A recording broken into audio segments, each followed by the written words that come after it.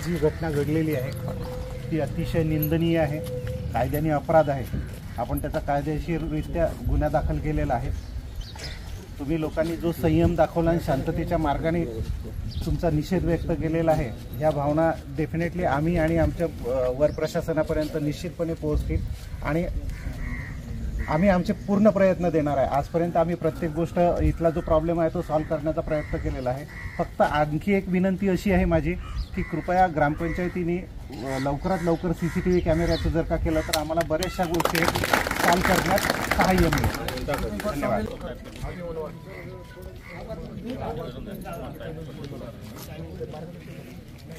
11 जून रोजी आपल्या बेल्लेगावचं ग्रामदैवत श्री बेल्लेश्वराच्या मंदिराजवळ आणि ग्रामदेवता मुक्ताबाई मंदिराच्या जवळ ज्या ठिकाणी सेना महाराजांचं मंदिर आहे त्याच्या पाठीमागे एक गोमातेचं शिर म्हणजे गोमुख जी गाय मारली गेलेली होती।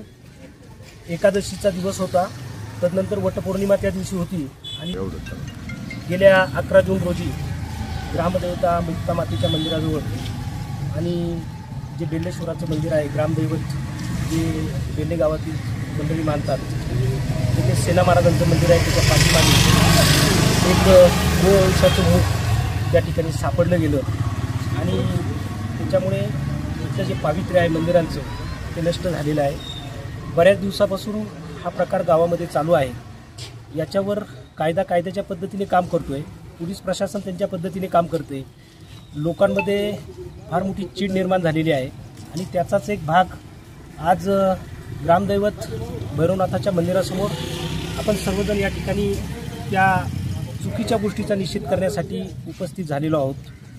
बरीचशी मंडळी या ठिकाणी उपस्थित आहेत, वारकरी संप्रदायाची बरीचशी मंडळी या ठिकाणी आलेली आहेत, तरुणाई आहे, ज्येष्ठ पोक्त मंडळी की ज्या चुकीच्या गोष्टी आहेत त्याला पायबंद बसला पाहिजे, कायद्याने त्याच्यावर जरब तयार केली पाहिजे म्हणून आपण आज सर्वजण या ठिकाणी उपस्थित झालेलो आहोत। गावामधून एक मुकफेरी काळी पट्टी लावून काळी पट्टी दंडाला किंवा डोक्याला बांधून सर्व मंडळी या मुकयात्रेमध्ये सहभागी होणार आहेत। सर्वांना विनंती असणार आहे की ही अत्यंत दुःखद गोष्ट आहे।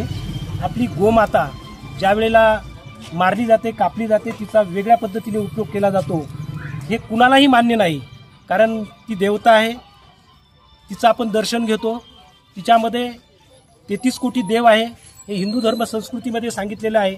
म्हणून कुणीही पदयात्रेमध्ये घोषणा द्यायची नाही, अगदी शांततेत आपल्याला 2 जणांची जी रँक आहे, लाईन आहे, ती लाईन धरून चालायचे। पुन्हा या ठिकाणी आपल्याला जमायचं आहे आणि जे वारकरी संप्रदायाची मंडळी आहेत ते या ठिकाणी मार्गदर्शन करणार आहेत। काही ज्येष्ठ मंडळी पदाधिकारी उपस्थित आहेत, ते मनोगत व्यक्त करणार आहेत। तेव्हा अत्यंत शांततेने कोणत्याही प्रकारची घोषणा न देता रांगेमध्ये आपल्याला संपूर्ण ग्राम प्रदक्षिणा ही पूर्ण करायची आहे, याची सर्वांनी नोंद घ्यायची आहे।